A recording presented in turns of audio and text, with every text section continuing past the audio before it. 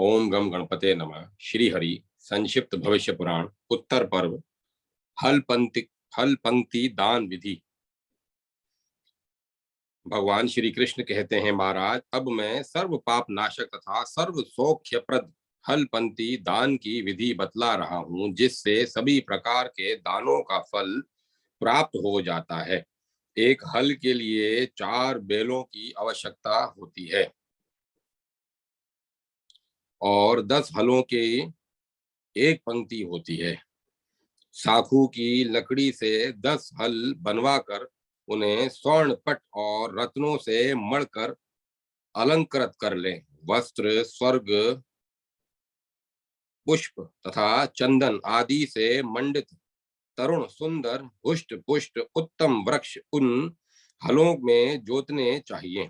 बैलों के कंधों पर जुआ भी रखें। हाथ में किल लगा हुआ अंकुश आदि उपकरण भी रहने चाहिए। पूर्व काल में हल पंक्ति के साथ सस्य संपन्न बड़ा ग्राम, छोटा ग्राम अथवा 100 निवर्तन, 100 बीघा अथवा 50 निवर्तन भूमि देनी चाहिए।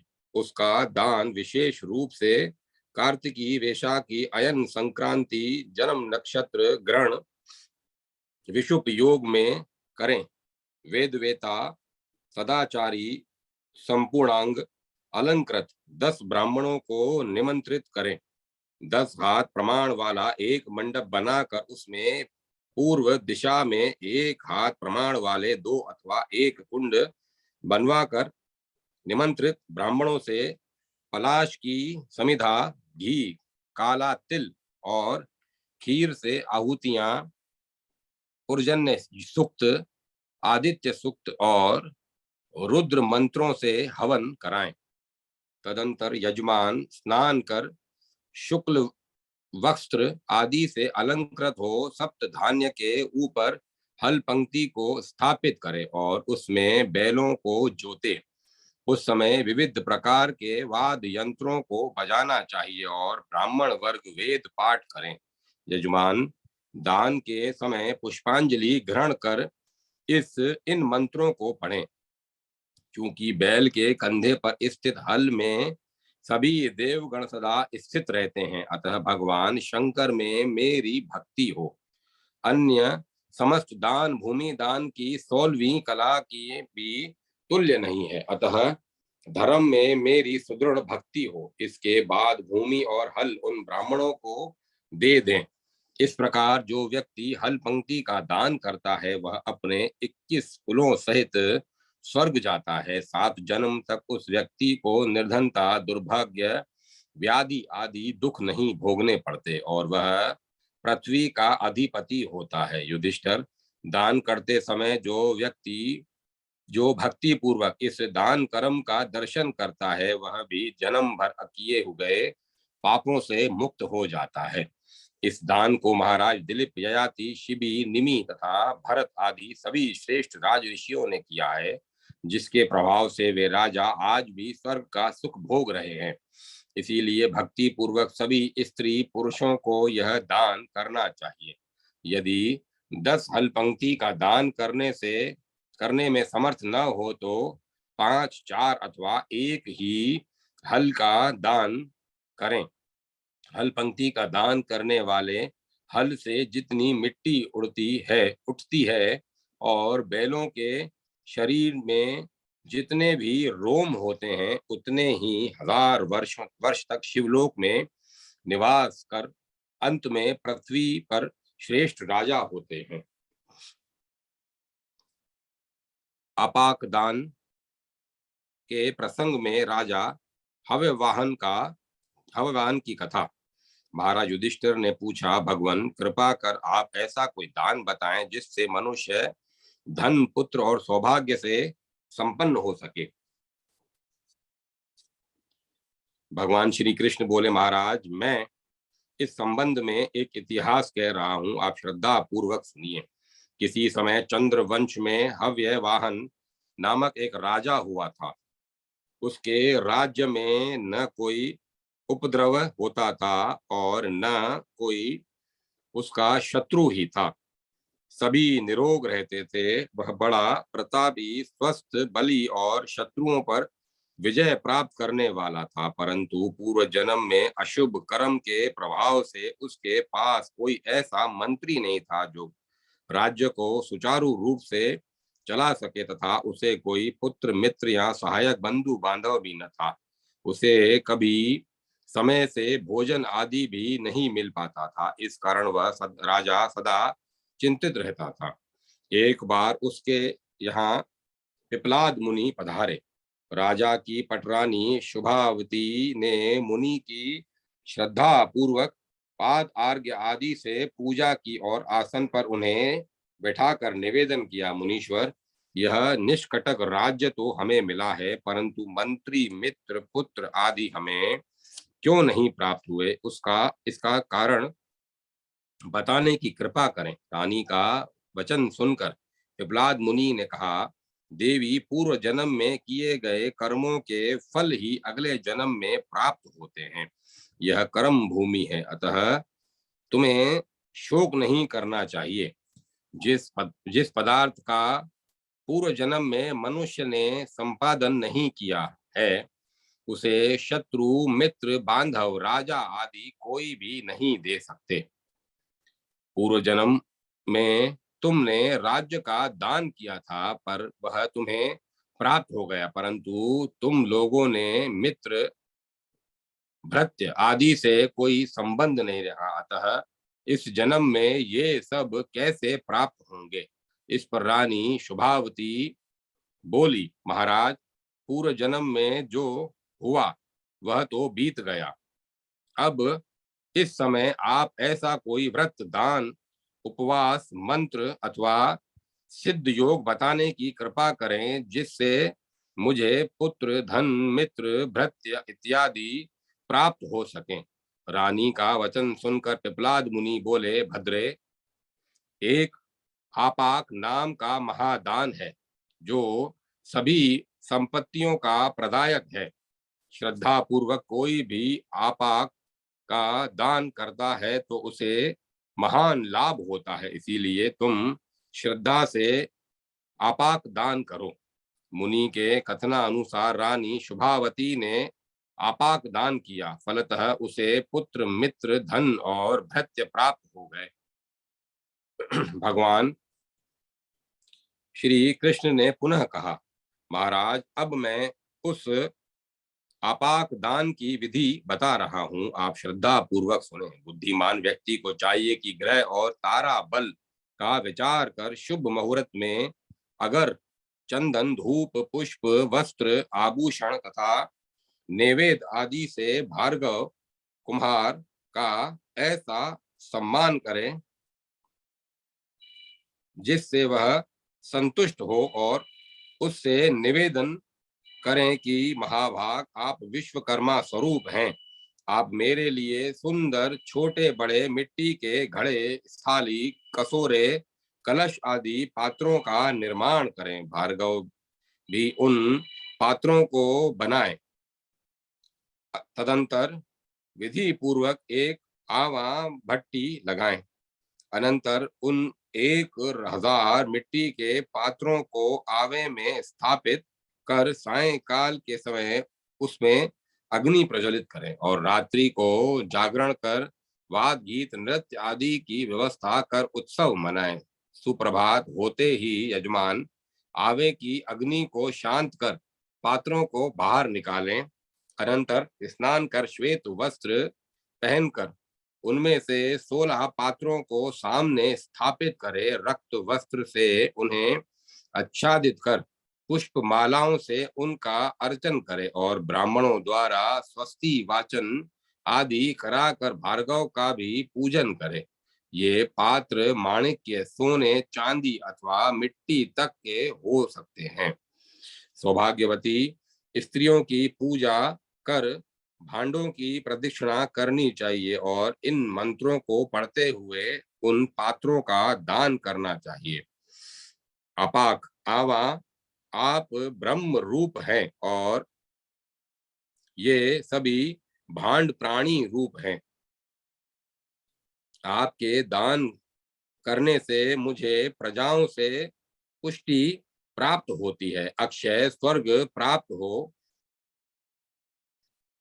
आपके दान करने से मुझे प्रजाओं से पुष्टि प्राप्त हो, अक्षय स्वर्ग प्राप्त हो। मैंने जितने पात्र निर्माण कराए हैं वे सभी सुपात्र के रूप में मेरे समक्ष प्रस्तुत रहें। जिनकी इच्छा जिस पात्र को लेने की हो उसे वह स्वयं ही ले ले, रोके नहीं। इस विधि से जो पुरुष अथवा स्त्री इस अपाक दान को करते हैं उससे 3 जन्म तक विश्वकर्मा संतुष्ट रहते हैं और पुत्र मित्र भृत्य घर आदि सभी पदार्थ मिल जाते हैं। जो स्त्री इस दान को भक्ति पूर्वक करती है वह सौभाग्यशाली पति के साथ पुत्र पौत्र आदि सभी पदार्थों को प्राप्त कर लेती है और अंत में अपने पति सहित स्वर्ग को जाती है। नरेश्वर, यह अपाक दान भूमि दान के समान ही है। ग्रह दान विधि। महाराज युधिष्ठिर ने कहा, महाराज आप सभी शास्त्रों के मर्मज्ञ हैं, अतः आप ग्रह दान की विधि और महिमा बतलाने की कृपा करें। भगवान श्री कृष्ण बोले, महाराज गृहस्थ्य धर्म से बढ़कर कोई धर्म नहीं और असत्य से बढ़कर कोई पाप नहीं, ब्राह्मण से बढ़कर कोई पूज्य नहीं और ग्रह दान से बढ़कर कोई दान नहीं है। धन धान्य स्त्री पुत्र हाथी घोड़ा गौ भृत्य आदि से परिपूर्ण घर स्वर्ग से भी अधिक सुख देने वाला है। जिस प्रकार सभी प्राणी माता के आश्रय से जीवित रहते हैं उसी प्रकार सभी आश्रम भी गृहस्थ आश्रम पर ही आधृत हैं। अपने घर रात्रि को पैर फैलाकर सोने में जो सुख है वह सुख स्वर्ग में भी नहीं है। अपने घर में शाक का भोजन करना भी उत्तम सुख है। इसीलिए महाराज सुंदर घर बनवा कर ब्राह्मण को देना चाहिए। जो व्यक्ति शैव वैष्णव योगी दीन अनाथ अभ्यागत आदि के लिए गृह धर्मशाला बनाता है उस व्यक्ति को सभी व्रत और सभी प्रकार के दान करने का फल प्राप्त हो जाता है। पक्के ईंट से सुदृढ़ ऊंचा शुभ वर्ण जाली झरोखा स्तंभ कपाट आदि से युक्त जलाशय और पुष्प वाटिका से भूषित उत्तम आंगन से सुशोभित सुंदर घर बनाना चाहिए। ग्रह कछुए की पीठ के समान ऊंचा और बरामदे से सुसज्जित होना चाहिए। उसे कई मंजिलों तक गलियों आदि से समन्वित होना चाहिए। लोहा सोना चांदी तांबा लकड़ी मृत्तिका आदि के पात्र वस्त्र चरम वलकल तृण पाषाण पात्र रत्न आभूषण गाय भैंस घोड़ा बैल सभी प्रकार के धान्य घी तेल गुड़ तिल चावल ईख मूंग गेहूं सरसों मटर अरहर चना उड़द नमक खजूर द्राक्षा जीरा धनिया चूल्हा चक्की छलनी उखल मूसल सूप हांडी मथानी झाड़ू तथा जल कुंभ आदि से सब गृहस्थ के उपकरण हैं। ये सब गृहस्थ के उपकरण हैं। इनको घर में स्थापित करने के बाद शुभ मुहूर्त में कुलीन एवं शील संपन्न वेद शास्त्र से के जानने वाले गृहस्थ धर्म का पालन करने वाले जितेंद्रिय सपत्नीक ब्राह्मणों को बुलाकर वस्त्र गंध आभूषण पुष्पमाला आदि से उनका पूजन कर शांति कर्म के लिए उनको नियुक्त करना चाहिए। घर के आंगन में एक मेखला सहित कुंड का निर्माण करवाना चाहिए। ब्राह्मणों द्वारा तुष्टि पुष्टि प्रदान करने वाला गृह याग करें। ब्राह्मण रक्षोधुन सूक्त पढ़ने के बाद वास्तु पूजा कर सभी दिशाओं में भूत बलि दे। इसके बाद यजमान पुण्य पवित्र घोष के साथ ब्राह्मणों को दान के निमित्त बनाए गए उन घरों में प्रवेश कराएं और यहाँ शैयाओं पर उन सपत्नीक ब्राह्मणों को बिठलाएं जिस घर को पूर्व में ही जिस ब्राह्मण ने के लिए नियत किया गया है उसे इदम ग्रहण इस मंत्र को उस इस ग्रह को ग्रहण करें ऐसा कहकर प्रदान करें। ब्राह्मण स्वस्ति कहे और कोदात इस मंत्र का पाठ करें। यदि सामर्थ्य हो तो एक एक घर ब्राह्मण को दें अथवा एक ही घर बनवा कर एक सत्पात्र ब्राह्मण को देना चाहिए। राजन, शीत, वायु और धूप से रक्षा करने वाली तृणमयी कुटी ब्राह्मणों को देने पर भी उस सभी कामनाओं की पूर्ति हो जाती है और स्वर्ग प्राप्त होता है तो फिर उत्तम घर दान देने के फल का वर्णन कहाँ तक किया जा सकता है। गाय, भूमि, स्वर्ण आदि के दान और अनेक प्रकार के यम नियमों का पालन गृह दान के 16वें भाग की भी बराबरी नहीं कर सकते। जो व्यक्ति सभी सभी सामग्रियों सहित सुदृढ़ और सुंदर घर ब्राह्मण को दान करता है वह शिवलोक को प्राप्त करता है। अन्नदान की महिमा के प्रसंग में राजा श्वेत और एक वैश्य की कथा। भगवान श्री कृष्ण कहते हैं, महाराज, किसी समय मुनियों ने अन्नदान का जो महात्म्य कहा था उसे मैं कह रहा हूँ। आप एकाग्र चित्त होकर सुने। अनघ, आप अन्न दान करें जिससे तत्काल संतुष्टि प्राप्त होती है। वन में श्री रामचंद्र जी ने दुखी होकर लक्ष्मण से कहा था,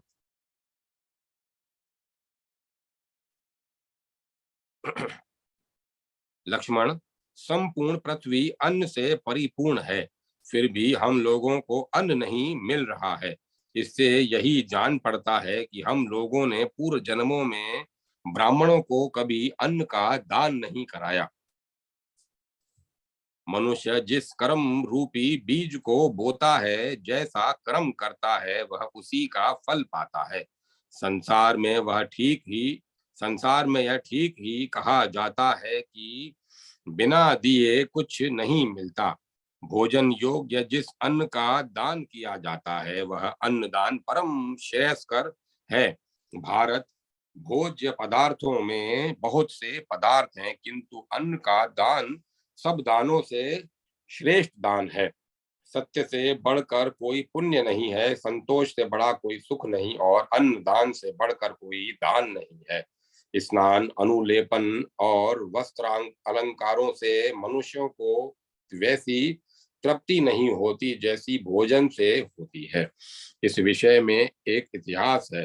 राजन, बहुत पहले एक श्वेत नाम के चक्रवर्ती राजा हुए हैं उन्होंने अनेक यज्ञ किए और अनेक युद्धों में विजय प्राप्त की। अनेक प्रकार का दान दिए और धर्म पूर्वक राज्य पर शासन किया। राजा ने अनेक प्रकार के उत्तम भोग भोग कर अंत में राज्य का परित्याग कर वन में जाकर तपस्या की। अंत में वे दिव्य विमान में आरूढ़ होकर स्वर्ग गए। वहां विद्याधर, किन्नर आदि के साथ विहार करने लगे। अप्सराएं उनकी सेवा में रहती थी।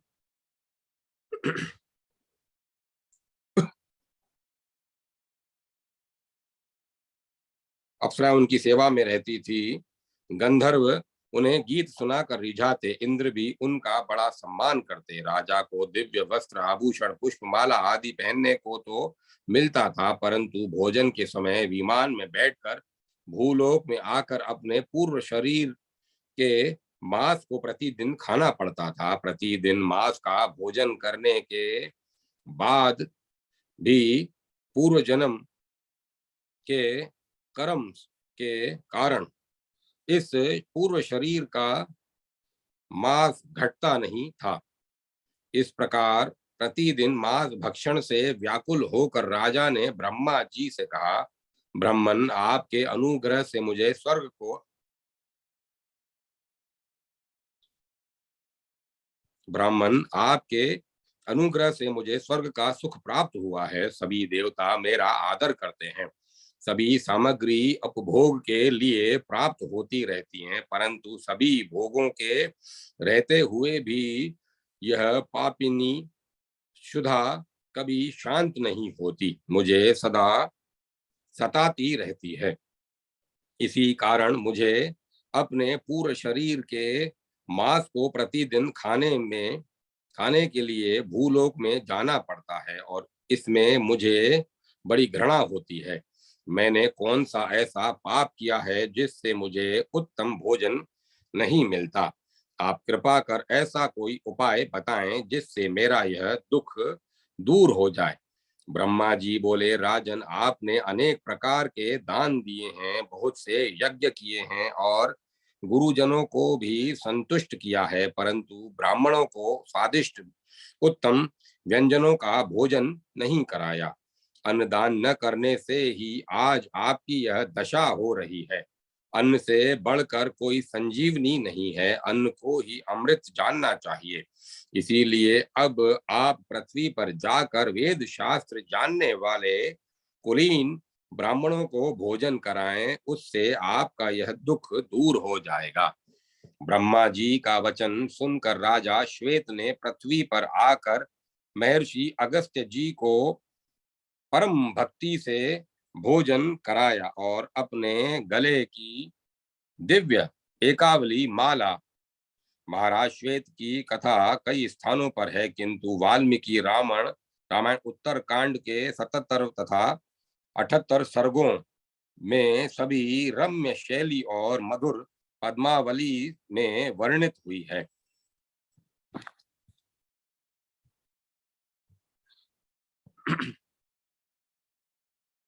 यहाँ वहाँ एकावली माला की जगह केयूर आदि दिव्य आभूषण की बात निर्दिष्ट है। एकावली को दक्षिणा के रूप में समर्पित किया। अगस्त्य जी को भोजन कराते ही राजा श्वेत संतुष्ट हो गए और सभी देवता वहां आकर अतीव आदर पूर्वक राजा को विमान में बिठाकर स्वर्ग लोक चले गए। श्री रामचंद्र जी ने जब रावण का वध कर दिया, तब वह एकावली अगस्त जी ने श्री रामचंद्र जी को दे दी। यह अन्नदान का ही महात्म्य है। मेरा वचन सत्य है कि प्राणियों के लिए अन्न से बढ़कर कोई उत्तम पदार्थ नहीं है। अन्न जीवों का प्राण है। अन्न ही तेज, बल और सुख है। इसीलिए अन्नदाता प्राणदाता है। भूखा व्यक्ति जिस दूसरे व्यक्ति के घर आशा करके जाता है और वहां से संतुष्ट होकर आता है, तो भोजन देने वाला व्यक्ति धन्य हो जाता है। उसके समान पुण्य कर्मा और कौन होगा? दीक्षा प्राप्त सनातक कपिला, गौ याज्ञिक, राजा, भिक्षु तथा मोहादि, ये सब दर्शन मात्र से पवित्र हो कर देते हैं। इसीलिए घर पर आए भूखे व्यक्ति को जो भोजन न दे सके, उसका गृहस्थ आश्रम व्यर्थ है। अन्न के बिना कोई अधिक समय तक जीवित नहीं रह सकता। मनुष्यों का दुष्कृत अर्थात को किया हुआ दूषित कर्म अन्न में प्रविष्ट हो जाता है। इसीलिए जो किसी व्यक्ति का अन्न खाता है, वह अन्न देने वाले के दुष्कृत्य का भी भक्षण करता है।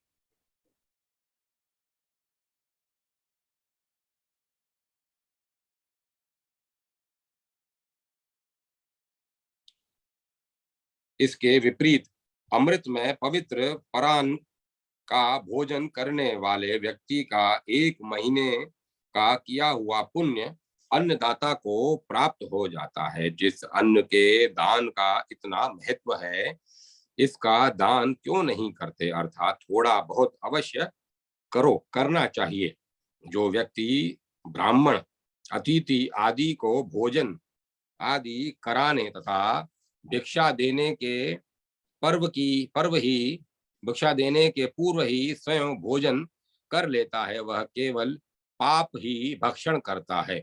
जिस व्यक्ति ने 10,000 या 1,000 ब्राह्मणों को भोजन कराया है, उसने मानो ब्रह्मलोक में अपना स्थान बना लिया।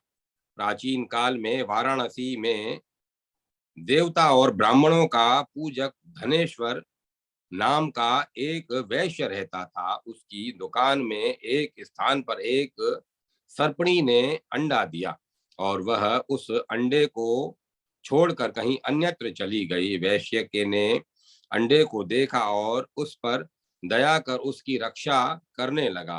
कुछ समय बाद अंडे को फोड़कर कृष्ण सर्प का बच्चा बाहर निकला। उस सर्प के बच्चे को वैश्य प्रतिदिन दूध पिलाता था। वह सर्प भी वैश्य के पैरों पर लौटता, उसके अंगों को चाटता और पूरे घर में निर्भय हो घूमता रहता। वैश्य भी वैश्य की वैश्य भी भली भांति सर्प की रक्षा करता। थोड़े ही समय में वह भयंकर सर्प आ गया। किसी समय की बात है, वह धनेश्वर गंगा स्नान करने के लिए गया था और उसका पुत्र दुकान पर बैठकर सामान बेच रहा था। उसी समय वह सर्प उस लड़के के पैरों के बीच से निकला, जिससे वह लड़का डर गया और उसने सर्प को डंडे से मारा। चोट लगते ही सर्प उछलकर वैश्य पुत्र के सिर पर बैठ गया और क्रोधित होकर कहने लगा, मूर्ख, मैं तुम्हारे पिता की शरण में हूँ और तुम्हारे पिता ने ही मेरा पालन पोषण किया है, इसीलिए मैं तुम्हारा भी भला ही चाहता हूँ, परंतु तुमने मुझे अकारण ही प्रताड़ित किया है, इसीलिए अब मैं तुम्हें जीवित नहीं छोड़ूंगा।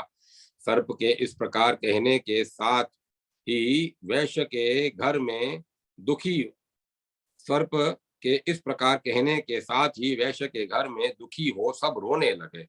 उसी समय अच्युत, गोविंद, अनंत आदि भगवान के पवित्र नामों का उच्चारण करता हुआ स्नान कर वह धनेश्वर भी घर आ गया। पुत्र की ऐसी स्थिति देखकर उसने सर्प से कहा, पनंग, तुम मेरे पुत्र के मस्तक पर फण फैलाए क्यों बैठे हो? यह ठीक यह ठीक ही कहा गया है कि मूर्ख मित्र और हीन जाति में उत्पन्न प्राणी के साथ संबंध करना अपने हाथ से जलता हुआ अंगारा उठाना है।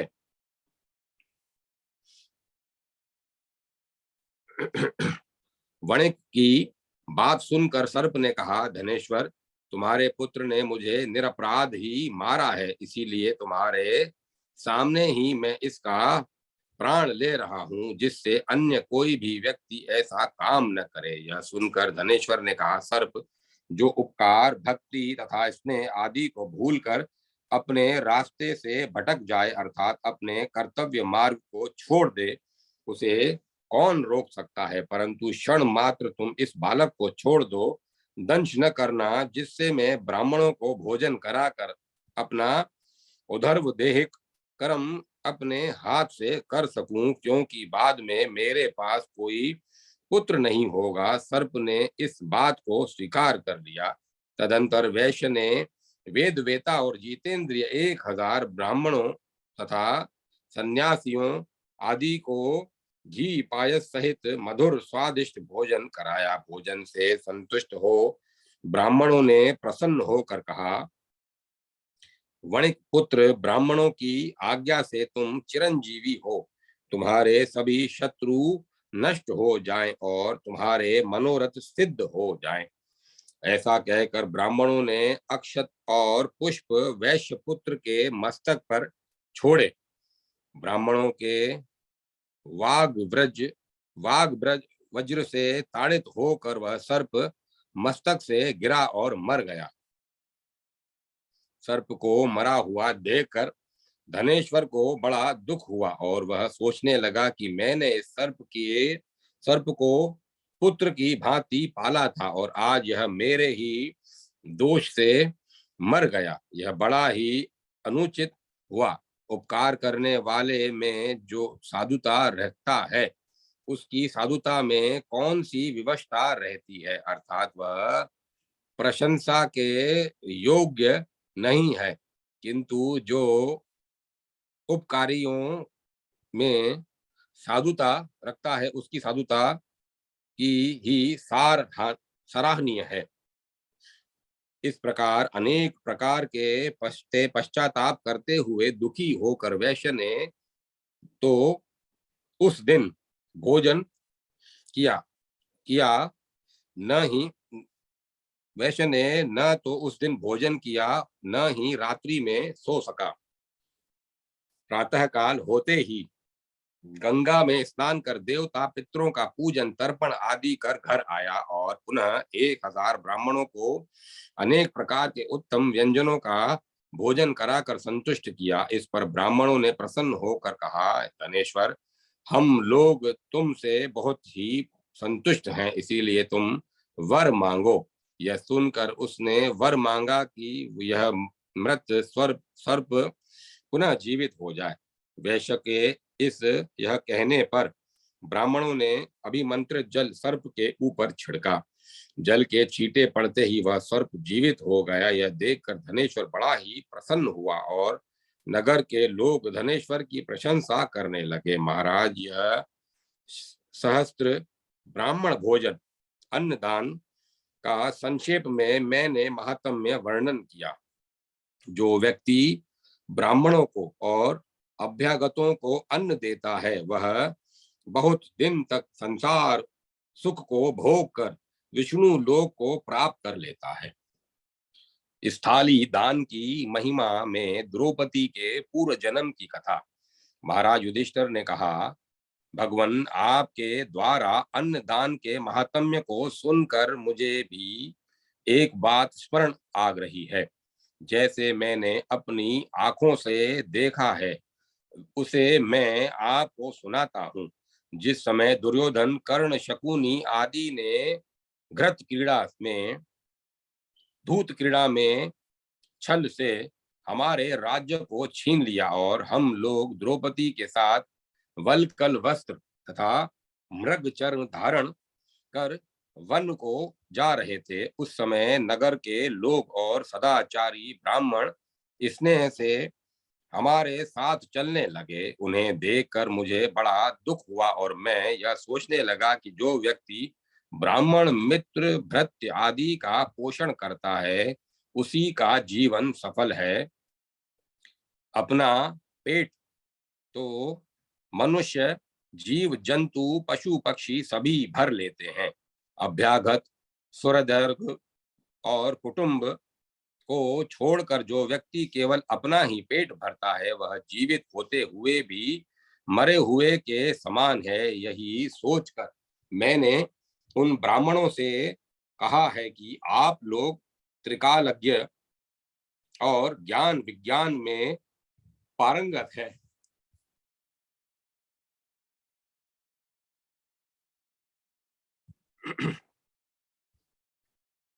और मेरे स्नेह के वशीभूत होकर ही आए हैं। अब कोई ऐसा उपाय बताने की कृपा कीजिए जिससे कि भाई, बंधु, मित्र, भृत्य सहित आप लोगों के लिए भी भोजन आदि का प्रबंध हो सके, क्योंकि इस निर्जन वन में हमें 12 वर्ष बिताना है।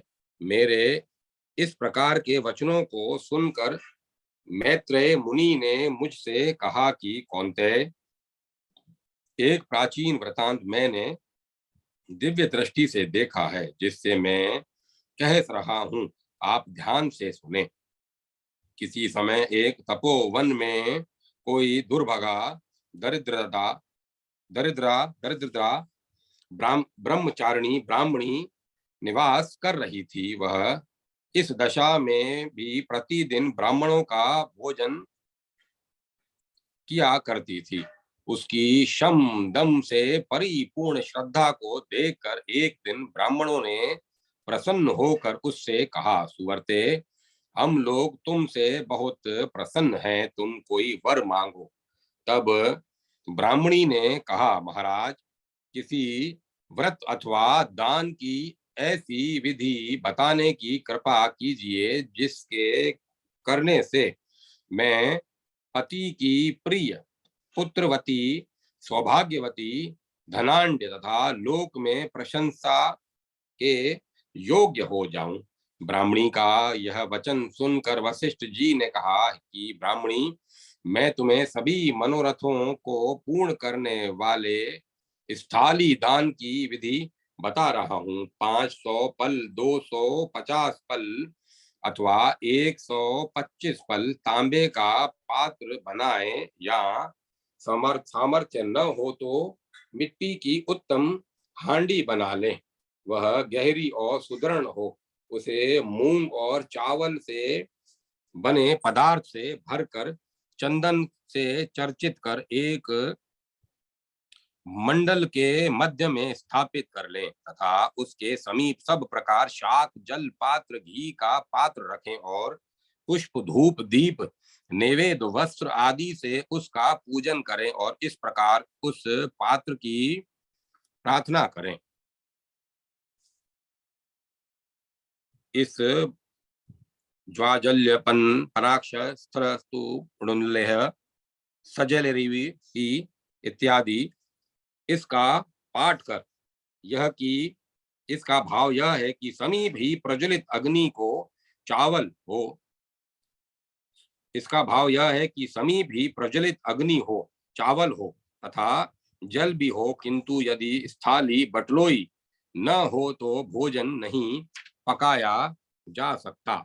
स्थाली तुम सिद्धि चाहने वालों के लिए सिद्धि तथा पुष्टि चाहने वालों के लिए पुष्टि स्वरूप हो। मैं तुम्हें प्रणाम करता हूँ, मेरी बात को सत्य करो। मेरे ज्ञाति वर्ग, सौहृद सौहृद वर्ग, बंधु वर्ग तथा भृत्य वर्ग आदि जब तक भोजन न कर लें तब तक तुम में से भोजन घटे नहीं, ऐसा वर प्रदान करो। यह मंत्र पढ़कर वह पात्र द्विज श्रेष्ठ को दान कर दें। यह दान रविवार, संक्रांति, चतुर्दशी, अष्टमी, एकादशी अथवा तृतीया को करना चाहिए। वशिष्ठ जी का यह उपदेश मानकर वह ब्राह्मणी नित्य ब्राह्मणों को दक्षिणा सहित स्थाली पात्र देने लगी। पार्थ, उसी पुण्य के प्रभाव से जन्मांतर में वही ब्राह्मणी द्रौपदी रूप में तुम्हारी भार्या हुई है और दान देने से द्रौपदी का हाथ कभी शून्य नहीं रहेगा, क्योंकि वह क्योंकि यह द्रौपदी सती, शची, स्वाहा, सावित्री, भू, अरुंधति तथा लक्ष्मी के रूप में जहां रही हो, वहां फिर कौन सा पदार्थ दुर्लभ हो सकता है। इतना कहकर मैत्रेय मुनि ने कहा कि महाराज युधिष्ठिर, यह द्रौपदी अपनी स्थाली से अन्न दे तो संपूर्ण जगत को तृप्त कर सकती है, फिर इन थोड़े से ब्राह्मणों के भोजन आदि के विषय में आप क्यों चिंतित होते हैं। मैत्रेय जी का यह ऐसा वचन सुनकर भगवान हम लोगों ने भी वैसा ही किया और सभी परिजनों के साथ ब्राह्मणों को नित्य भोजन कराने लगे। प्रभो, अन्नदान के प्रसंग में अन्नदान के प्रसंग से यह स्थली दान स्थाली दान की विधि मैंने कही, इसीलिए आप लोग मेरी धृष्टता को क्षमा करें। जो व्यक्ति सुंदर ताम्र की स्थाली बनाकर चावलों से उसे भरकर पूर्व दिशा में इस विधि से ब्राह्मण को देता है, उसके घर सूर्योदय सुहृदय संबंधी बांधव, मित्र, भृत्य और अतिथि नित्य भोजन करें तो भी भोजन की कभी कमी नहीं होती। दासी दान विधि। भगवान श्री कृष्ण कहते हैं, महाराज अब मैं भक्ति और स्नेह से दासी दान की विधि बता रहा हूँ। चारों आश्रमों में गृहस्थ आश्रम श्रेष्ठ है, इसमें ग्रह ही मुख्य है। ग्रहों में भी गृहिणी की प्रधानता है। वह स्त्री भी यदि शील तथा विनय आदि से संपन्न और सदाचारणी हो तो फिर क्या कहना। जिस घर में स्त्रियों का आदर सत्कार होता है वह देवगण आनंद मग्न होकर निवास करते हैं, और जहां इनका अनादर होता है वह घर नष्ट हो जाता है। अपमानित नारी जिस घर को शाप देती है वह घर मानो कृत्या के द्वारा शीघ्र ही पराभाव को प्राप्त हो जाता है। सदाचारणी श्रेष्ठ स्त्री को कोई पुण्यवान ही प्राप्त करता है। जिस घर में स्वर्ण श्रेष्ठ दासी अन्न बालक और दही दूध आदि गव्य पदार्थ न हो उस घर को साक्षात नरक ही जानना चाहिए। अधिपति के बिना गांव, दासी के बिना घर और घी के बिना भोजन ये तीनों व्यर्थ हैं। जिस घर में दासियां सत्कृत्य होती हों वहां साक्षात कमल हस्ता लक्ष्मी का वास होता है। जिस घर में शोच आचार व्यवहार शुद्ध हो दास दासियों का भली भांति पोषण होता हो उस घर में लक्ष्मी निवास करती हैं। जिसकी बुद्धि धर्म में लगी हुई है उसका चित्त कभी आकुल नहीं होता। जिस घर में भार्या गृहस्थ व्यवहार में कुशल हो दासियां अपने अपने काम में तत्पर हो और सेवक सदा उद्यमी हो उस घर में धर्म अर्थ और काम का निवास होता है। वेदों में कहा गया है कि जो स्वयं को प्रिय हो उन पदार्थों का दान देना चाहिए। इस बात का विचार कर पूर्व काल सौम्य ग्रह युक्त स्थिर नक्षत्रों में शुद्ध श्रेष्ठ दासी का ब्राह्मण को दान करना चाहिए। दासी दान करने वाला अप्सराओं में अप्सरा लोक में निवास करता है। प्रपा अब मैं कथा को विराम देता हूँ। ओम नमः शिवाय।